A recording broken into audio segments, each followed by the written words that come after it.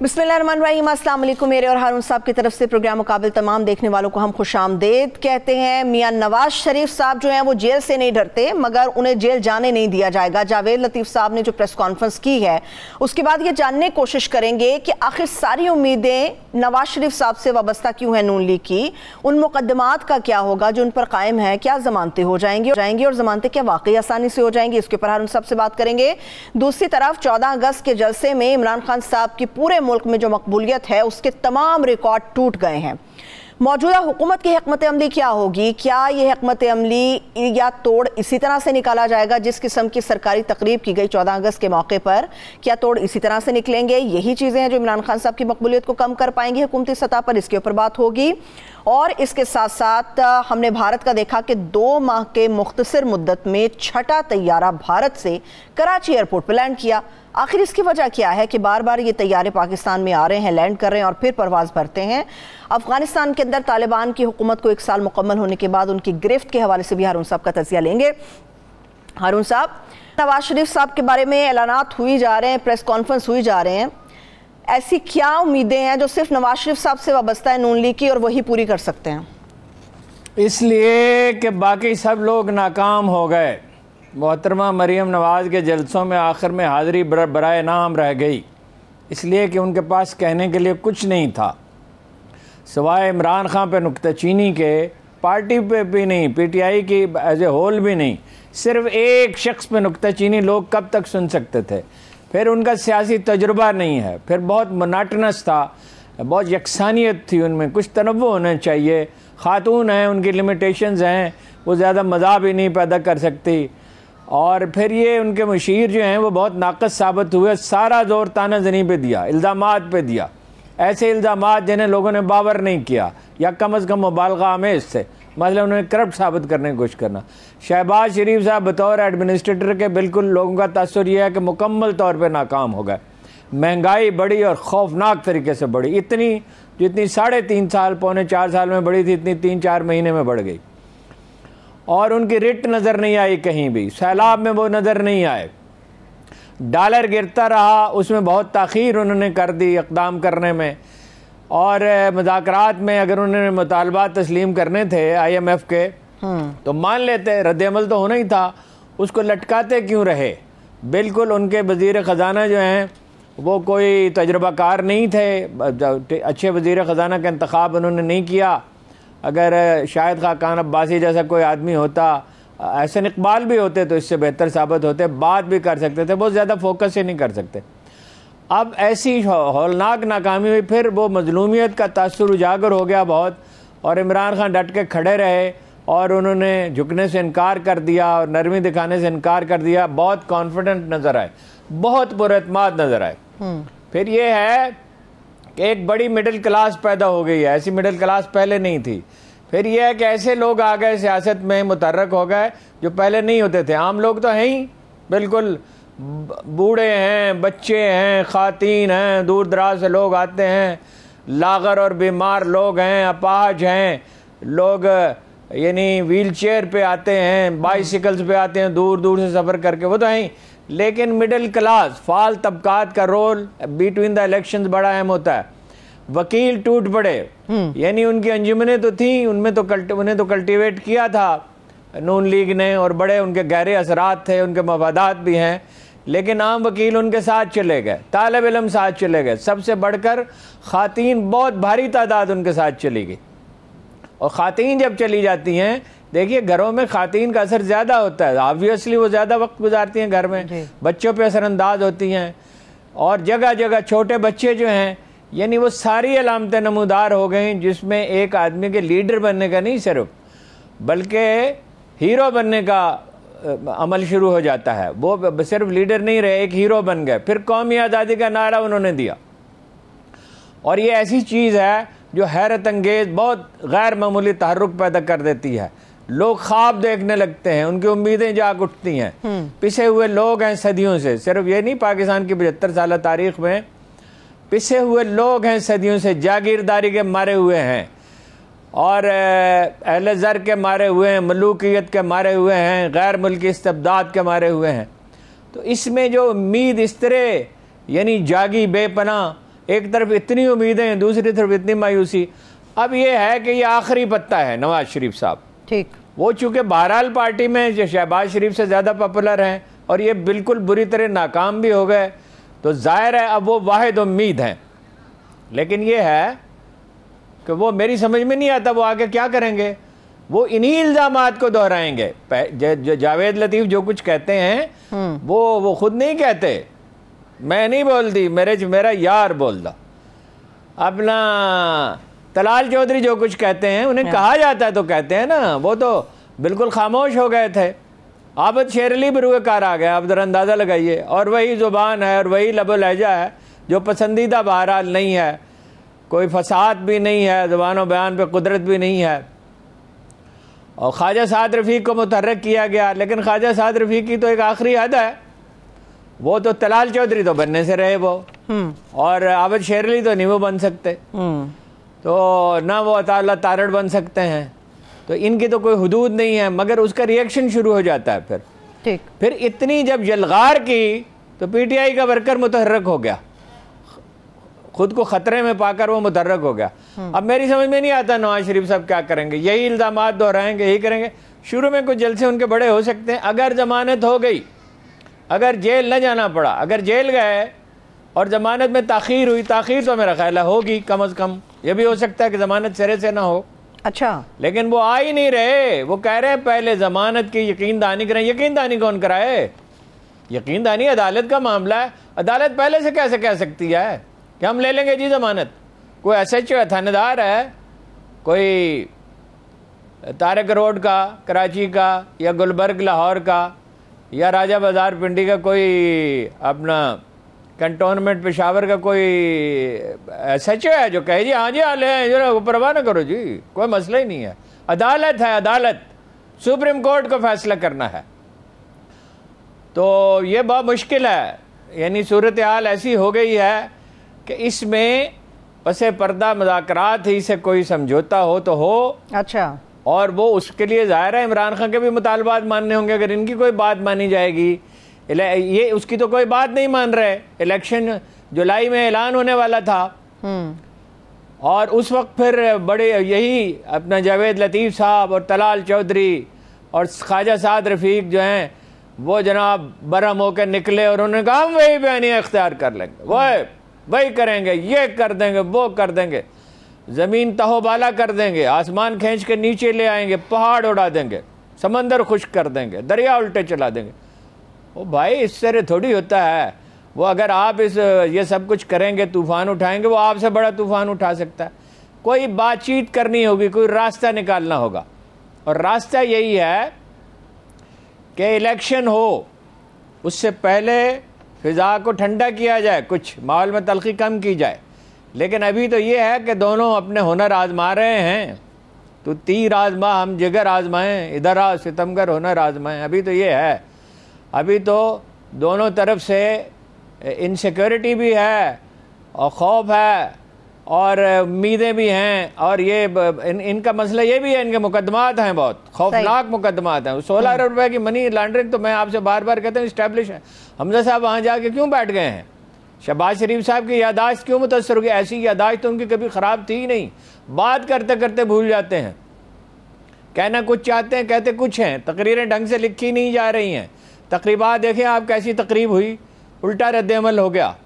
एक तरफ कौमी मफाहमत की पेशकश कर रहे हैं, वो कहते हैं मीसाक मईशत, और दूसरी तरफ उसी सांस में इमरान खान पे ऐसे संगीन इल्ज़ामात लगाए, मुल्क तबाह कर दिया, बर्बाद कर दिया, कुछ छोड़ा ही नहीं। भाई आपसे ज़्यादा पैसे छोड़ के गए थे, कोरोना में आपसे कारकर्दगी बेहतर थी।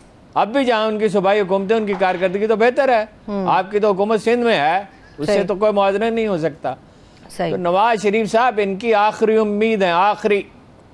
और अगर वो उम्मीद ख़त्म हो गई तो उसके बाद अल्लाह जाने ये क्या करेंगे। सही है, उम्मीद आखिरी है। मगर हारून साहब बार बार जितने भी लीडरान हैं इसके नून लीग के, वो सितंबर के महीने का बता रहे हैं कि जी सितंबर में आएंगे। मरियम साहबा ने कहा, जावेद लतीफ़ ने कहा, वासी साहब ने कहा, अयाज सादिक साहब ने कहा। सितंबर का महीना ही क्यों? बुलाना है तो पहले बुला लेना, अब इस महीने बुला लें।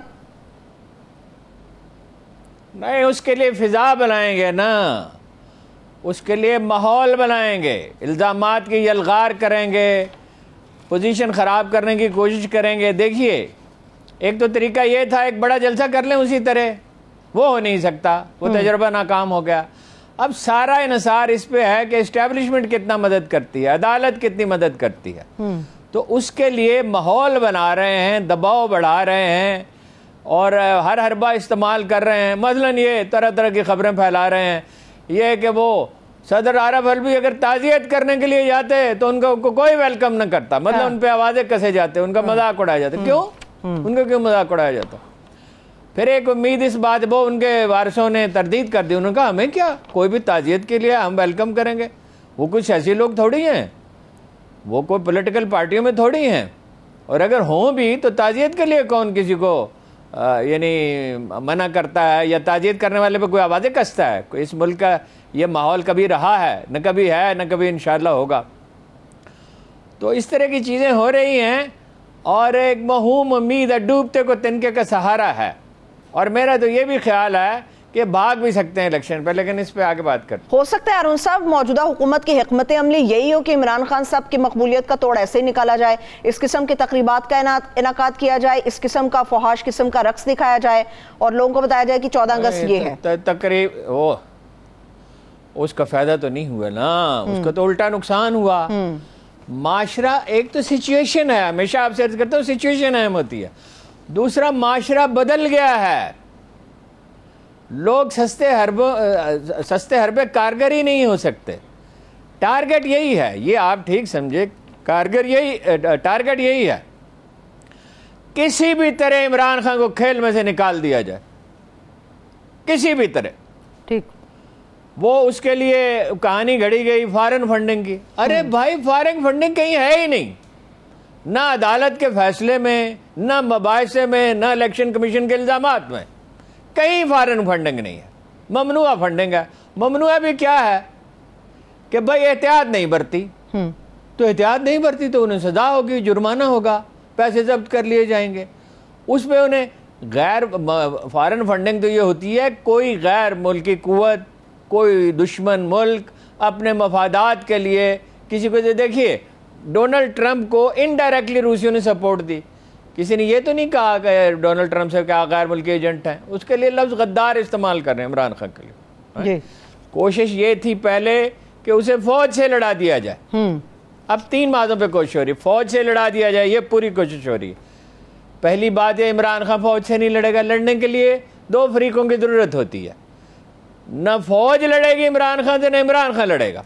इनकी कोशिश ये ऐसी सूरत हाल पैदा कर दी जाए, बदमनी पैदा कर दी जाए, अफरा तफरी इतनी हो जाए, इतनी गर्द उड़ा दी जाए कि कोई मिनी मार्शल के एमरजेंसी नाफज हो जाए, कोई मिनी मार्शल किस्म की चीज़ हो जाए। ठीक, ये पता नहीं किस दुनिया में रहते हैं, इन्हें पता नहीं है कौन सी फौज है। इस फौज ने कभी अपने लोगों पे गोली नहीं चलाई, कभी, नेवर। 54 के मिनी मार्शल में लाहौर में जो मार्शल लगा था उसमें नहीं चलाई थी, मतलब ये जावलक वाला जो मार्शल था उसमें 2 ब्रिगेडियर्स ने इस्तीफा दे दिया था। ये कौमी फौज है, कौमी, इसमें कोई लिसानी तफरीक नहीं है, इसमें बाई एंड लार्ज कतन कोई सियासी तफरीक नहीं है, इसमें इलाकाई तफरीक नहीं है। इसमें जो ट्रेनिंग होती है, अगर इन लोगों को मालूम हो कि काकूल में क्या पढ़ाया जाता है तो इन्हें अंदाजा हो, फलसफा शहादत पढ़ाया जाता है, कौमी यकजहती का सबक पढ़ाया जाता है। इस मुल्क को आइन ने नहीं जोड़ रखा, आइन की तो हम पासदारी करते ही नहीं, कोई भी नहीं हम में से करता, इसको फौज ने जोड़ रखा है। इस फौज ने जंग लड़ी है टेररिज्म के खिलाफ, ये फरीक कैसे बन सकती है? इस हद तक थोड़ी फौज जा सकती है। अब यह है कि अदालत से लड़ा दिया जाए, अदालत पे दबाव भी डाल रहे हैं और प्रोपेगेंडे का हरबा भी इस्तेमाल कर रहे हैं और बार एसोसिएशनों को भी इस्तेमाल करने की कोशिश कर रहे हैं, मगर ये नहीं होगा। एक और है माज, वो है मीडिया का। मैंने तो आपको बहुत पहले बता दिया था कि मीडिया के खिलाफ बहुत सख्त कार्रवाई होगी, क्योंकि इनकी थिंकिंग से हम वाकिफ हैं, कुछ न कुछ खबरें भी मिलती रहती हैं। एक और चैनल पे पाबंदी की तजवीज़ है, हर वो चैनल जो ज़्यादा कवरेज दे, भाई ज़्यादा कवरेज तो देंगे। 82 लाख आदमियों ने उसकी तकरीर सुनी है इमरान खान की यूट्यूब पे, 24 चैनलों के जो यूट्यूब चैनल हैं उन पे, और 1,30,000 की सुनी है नवाज शरीफ साहब की। तो उनको इश्तहार नहीं चाहिए, उनको पॉपुलैरिटी नहीं चाहिए, व्यूअरशिप नहीं चाहिए, उनको ज़्यादा नाजरीन नहीं चाहिए, तो वो क्या करेंगे? एक और बंद कर दें, फिर एक और बंद करना पड़ेगा। ओ भाई ये तो जनरल मुशर्रफ नहीं कर सका था जो अपनी पीक पे था। जनरल मुशर्रफ उसके ज़माने में शरह तरक्की 7% पे पहुंची हुई थी, गुर्बत कम हो रही थी, लॉ एंड ऑर्डर सिचुएशन बेहतर थी अब के मुकाबले में, और वो नहीं कर सका और उसने कई चैनल बंद करके देख लिए। और मुकाबले में कौन थे? जस्टिस इफ्तिखार चौधरी। जस्टिस इफ्तिखार चौधरी कोई हीरो थे? जस्टिस इफ्तिखार चौधरी का तासुर तो अच्छा नहीं था, लेकिन जब उस पर हाथ डाला गया उन पर, तो नतीजा क्या निकला? मुल्क जाम हो गया, तमाम अदालतें मुल्क की बंद हो गई, साल भर बंद रही, वकीलों ने काम ही नहीं किया, कौम उनके पीछे आके खड़ी होगी सारी सियासी पार्टियों को। असफंद यार वली कहते थे मेरा मसला ही नहीं है, मौलाना फजलुर रहमान कहते थे मेरा मसला नहीं, लेकिन आदमी भेजने पड़ते थे शाराए दस्तूर पे। तो इस वक्त कैसे हो सकता है? फिर ये है एक बड़ा अहम नुक्ता है, आप इमरान खान के खिलाफ PTI के खिलाफ कार्रवाई करें, उसे बंद कर दें। इमरान खान एक आदमी है, एक पार्टी है, उसे बंद कर दें। जो खौफनाक सियासी अदम इस्तेहकाम पैदा होगा तो मईशत कैसे सर्वाइव करेगी? दुरुस्त। यही तो डायरेक्ट इन्वेस्टमेंट, फॉरेन इन्वेस्टमेंट क्यों नहीं हो रही? मकामी सरमायाकारी क्यों नहीं हो रही? सनतें क्यों फ़रोग नहीं पा रही? कारोबार क्यों नहीं चल रहे? तिजारत क्यों नहीं बढ़ रही? बरामदात क्यों नहीं बढ़ रही? इसलिए कि बदअमनी है, बेयकीनी है। आप इतनी बदअमनी और बेयकीनी पैदा कर देंगे तो डिफ़ॉल्ट हो जाएगा, खुदा न खास्ता।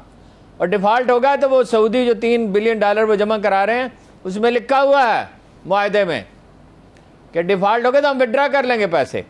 फिर क्या करेंगे? कीमतें 4 गुना बढ़ जाएंगी, लोग भूख से मरने लगेंगे, श्रीलंका बन जाएगा, खुदा न खास्ता। इंशाल्लाह बनेगा नहीं।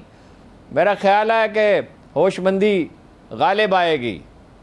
तो ये ऐसे ख्वाब देख रहे हैं। जब आप कमज़ोर हैं तो इंतज़ार करें। जमहूरियत किस चीज़ का नाम है? आप अनपॉपुलर हो गए, चलिए फ़र्ज कीजिए आपकी कोई गलती भी नहीं है, अनपॉपुलर हो गए। इमरान खान बड़ा टैक्टफुल निकला, कभी इतना टैक्टफुल हमने देखा तो नहीं उसको। ये देखिए हालात का एक बहाव होता है, जिस तरफ हालात को जाना होता है आप उसे रोक तो नहीं सकते। कोई 10,000 आदमी दरिया के दरमियान खड़े हो जाएं तो दरिया को रोक लेंगे? खुद बह जाएंगे। वो तो उसके लिए आपको इंतजार करना पड़ता है बाज़ का तहम्मुल के साथ। तो ये करने के लिए तैयार नहीं है, खौफजदा हैं, केसेस हैं। भाई क्यों आपने करप्शन की थी? क्यों जाली खाते क्यों खोले थे जरदारी साहब ने? मनी लॉन्ड्रिंग क्यों की थी? चलिए थोड़ा सा ब्रेक लेते हैं। ये इनके शुगर मिलों में बाहर से लोग क्यों आके बैठे हुए थे? इंडिया के मामले में इतना नर्म रवैया क्यों इख्तियार कर लिया था?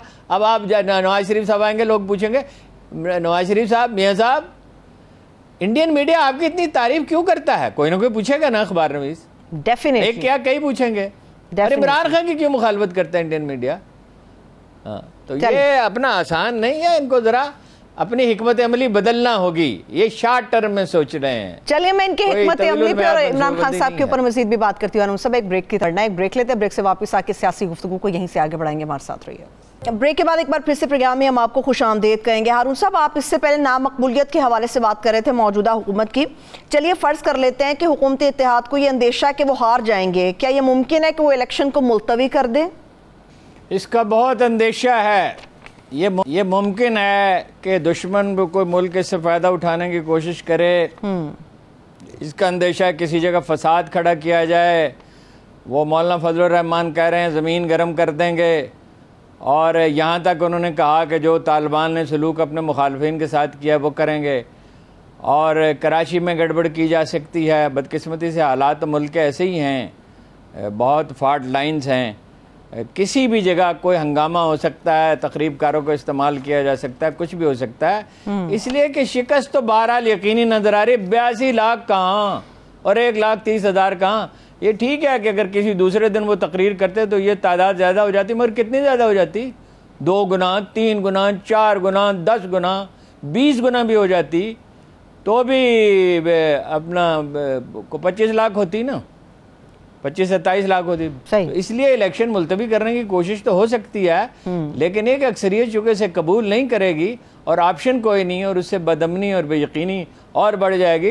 लिहाजा इलेक्शन तो कराने होंगे, कोई चारा नहीं है इलेक्शन के सिवा, वरना कौन सी जमहूरियत? फिर तो ये बिल्कुल ही मुंह छुपाते फिरेंगे। उससे तो मुमकिन है कि कोई हरबा इस्तेमाल करके बच निकलें, लेकिन फिर 4-6 महीने के बाद होंगे तो फिर क्या होगा? 8 महीने के बाद होंगे, साल बाद होंगे तो क्या होगा? लोग तो और जिद पकड़ जाएंगे, फिर तो हौलनाक शिकस्त होगी। फिर तो वो 1990 वाला मामला हो सकता है जब पीपल्स पार्टी को 18 सीटें मिली थी। फिर क्या करेंगे? फिर तो एलिमिनेट होने का खतरा पैदा हो जाएगा। और ये कोई अच्छी बात नहीं है। अपोजिशन होनी चाहिए, ताकतवर अपोजिशन होनी चाहिए, जो भी जीते उसके मुकाबले में ऐसी अपोजिशन तो होनी चाहिए जो उसे चेक कर सके। सही, ठीक है। अब इमरान खान ये कोशिश कर रहे हैं ना, मीडिया को भी कंट्रोल कर लें, अदालतों को भी कंट्रोल कर लें किसी तरह।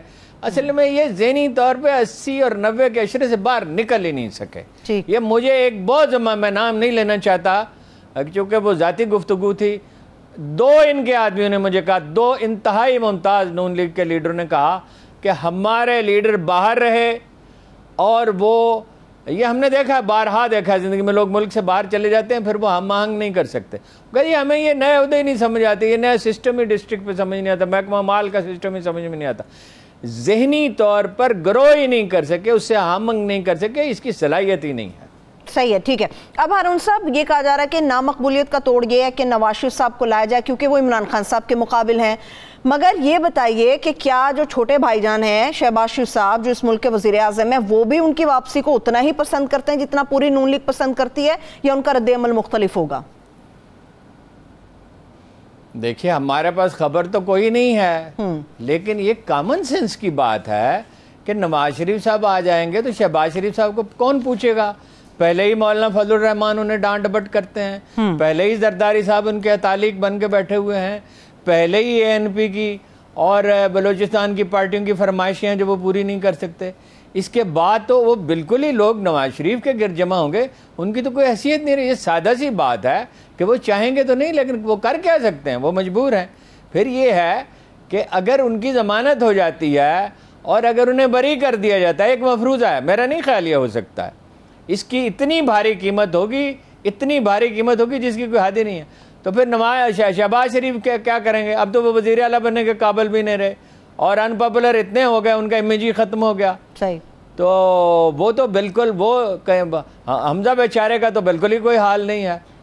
और फिर ये कि मुकदमात भुगतने होंगे, मुकदमात तो ख़त्म नहीं हो सकते।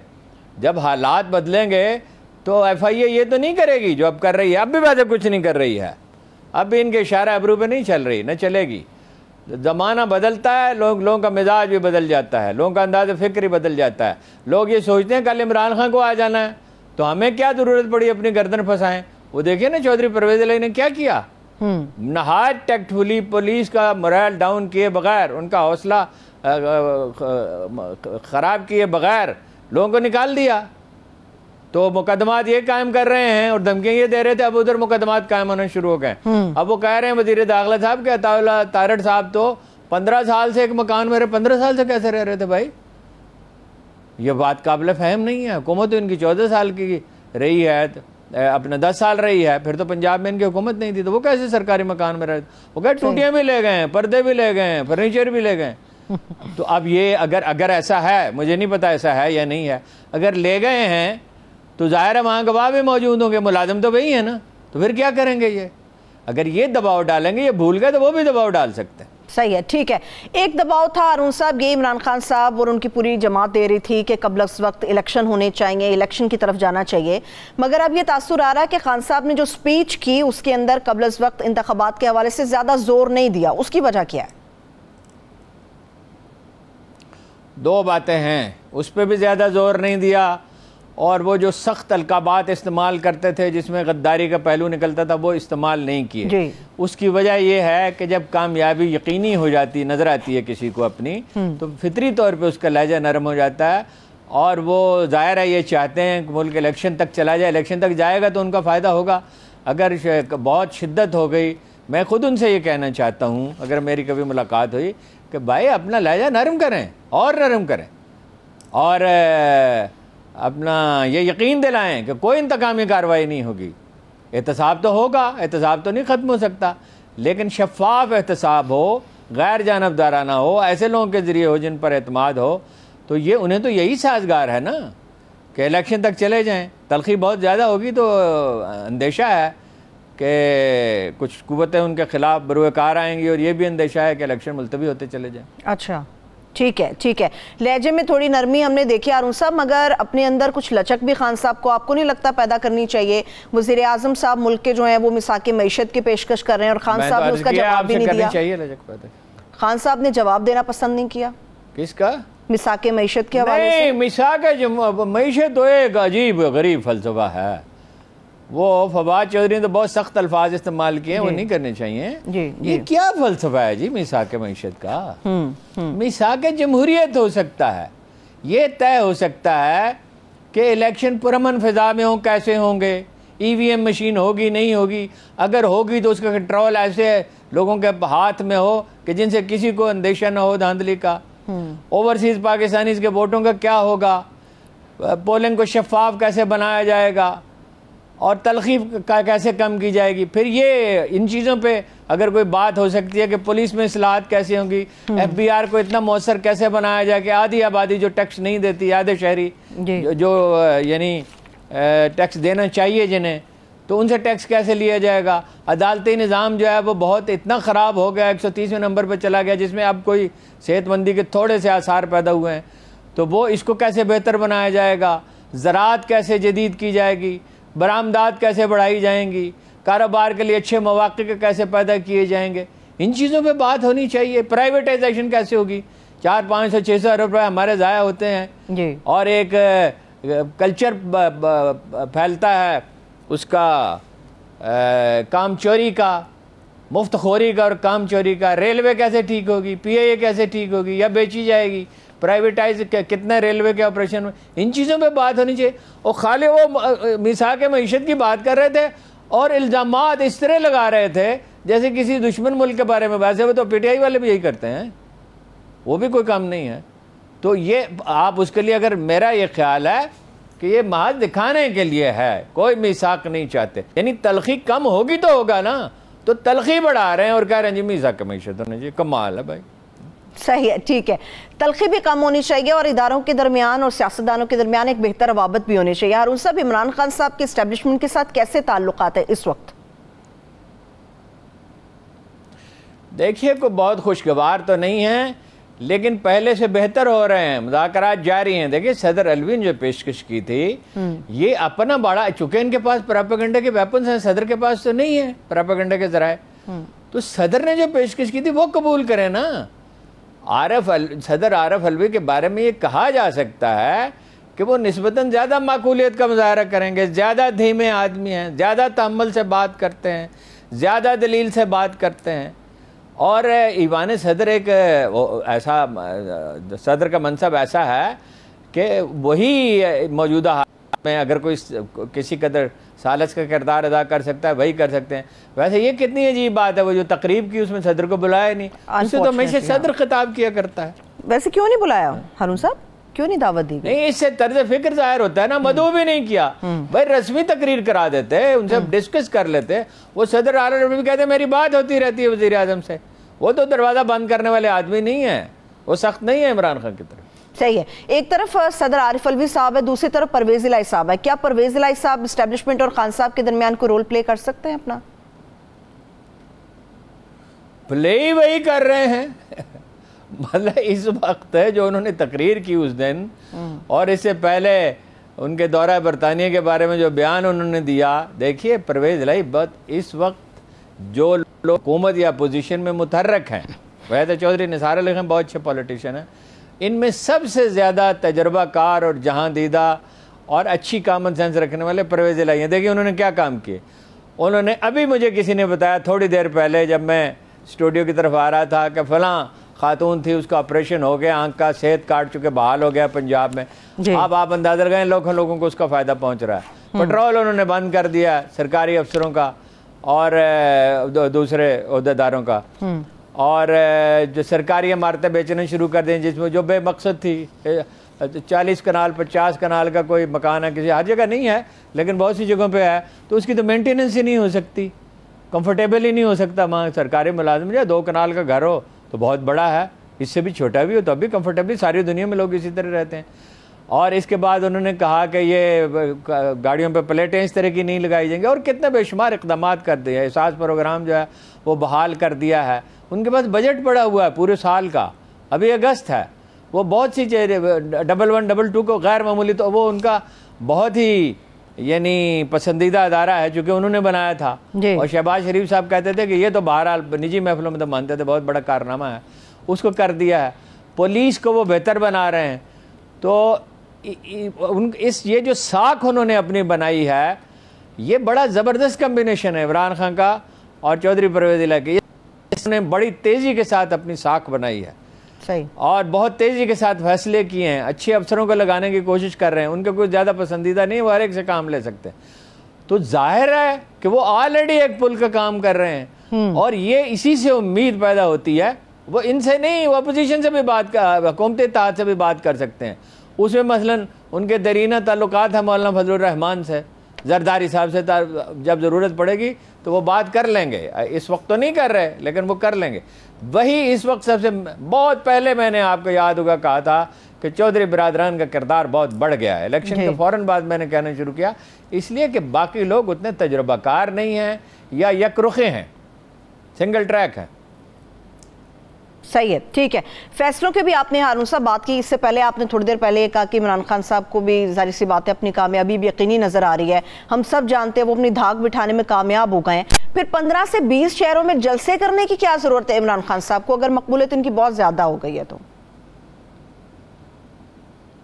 बिल्कुल सामने की बात है, वो समझ रहे हैं किसी वक्त भी इलेक्शन का ऐलान हो सकता है। देखिए, जो हुकूमती इत्तेहाद है, ख़ासतौर पर नून लीग, मैदान एक पंजाब है ना, उन्हें तो अपने हामी कारोबारी तबके को मुतहर्रिक करना है, जिसे रायत पे रायत वो देते रहें, जिनसे टैक्स ही नहीं लेते। वो कारोबारी अंजुमनों में अब भी उनके ताल्लुकात हैं, वकला को मुतहर्रिक करना है। मीडिया में उनके बहुत लोग हैं और इस वक्त वो मीडिया को ओबलाइज करने की पोजीशन में हैं, अपना ज़रो जवाहर की बारिश कर सकते हैं। तो वो तो किसी वक्त भी, और इलेक्टेबल ज़्यादा उनकी तरफ माइल तो हैं, अगरचे अब इमरान खान की जो का बहुत ज़्यादा दबाव आ गया तो मुमकिन है अच्छे उम्मीदवार इन्हें न मिलें। बहरहाल जो स्टेटस को के हामी लोग हैं, वैसे तो पीटीआई भी कोई स्टेटस को की मुखालिफ नहीं है, लेकिन ये ज़्यादा उसके निगहबान हैं।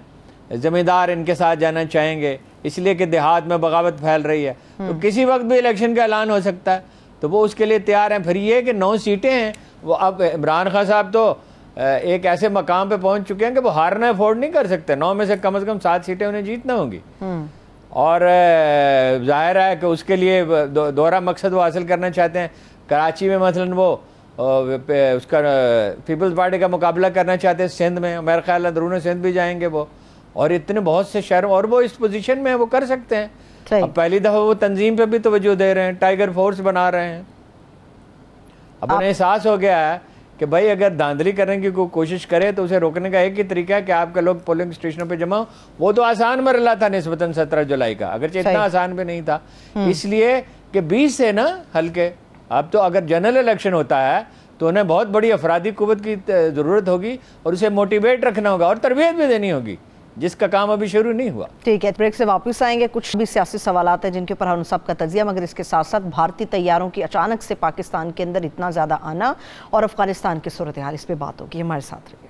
ब्रेक के बाद एक बार फिर से प्रोग्राम में हम आपको खुश आमदेद कहेंगे। अब कुछ आलमी कैनवस की तरफ चलते हैं। अरुण साहब, पहला मामला है भारतीय तैयारे का। क्या वजह है कि पाकिस्तान के अंदर 2 महीनों में 6ठी मरतबा तैयारा भारत से कराची आया है? भाई हमारी समझ में तो नहीं आता।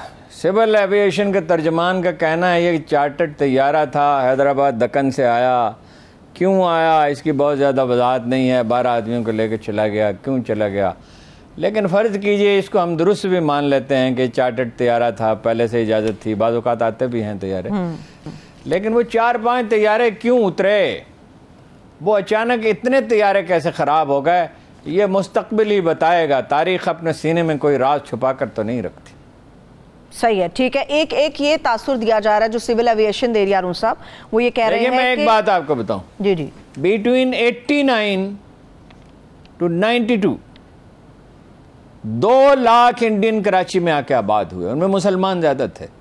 ये हो सकता है कि वो माइग्रेशन हो और किसी ने रास्ता उनको दिखाया। दुबई का वो टिकट खरीदते थे, यहाँ चंद दिन का स्टे लेते थे, फिर जाता कोई नहीं था। वो मेजर आमिर साहब ने 91-92 में कहीं दरियाफ्त किया, फिर कार्रवाई की तो रोका। कितने लोग उसमें आ गए होंगे। आप इस तरह की चीज़ों की इजाज़त नहीं दे सकते, ठीक है। और इसकी बिल्कुल इसकी वजाहत होनी चाहिए, पूरी तरह इस मामले को शफाफ होना चाहिए, आला तरीन सतह पर बताया जाना चाहिए। सिविल एविएशन के तर्जमान की बात सही भी हो तो लेकिन तासुर ख़राब रहेगा। मुमकिन है दुरुस्त कह रहे हो, लेकिन वो लोग एतबार करने के लिए तैयार नहीं है। हालात ऐसे, सूरत हाल ऐसी है। सही है, ठीक है। चलिए अब अफगानिस्तान की तरफ हारून साहब गुफ्तगू को लेकर चलते हैं।